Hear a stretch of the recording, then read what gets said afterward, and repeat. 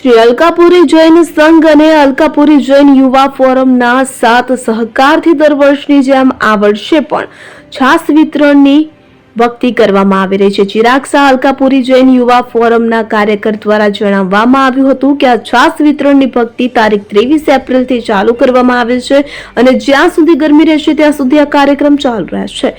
આપણે જોઈ શકીએ છીએ કે ગરમીનો પ્રકોપ દિવસે ને દિવસે વધી રહ્યો છે। પ્રજાને ગરમીથી રાહત મળે અને તેમને લૂ ન લાગે તે હેતુથી શ્રી હસમુખા શંખેશ્વર પાર્શ્વનાથ દેરાસર અકોટા ગાય સર્કલ 4 રસ્તા પાસે આ છાસ વિતરણનો કાર્યક્રમ દર વર્ષે કરવામાં આવતો હોય છે અને રોજની આશરે 200 લીટર જેટલી છાસ વિતરણ કરવામાં આવતી હોય છે।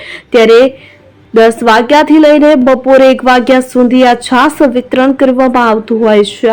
આવનારા સમયમાં પણ જ્યાં સુધી ગરમી રહેશે ત્યાં સુધી આ જ પ્રકારે છાસ વિતરણની ભક્તિ ચાલુ રહેશે તેમ જણાવ્યું હતું।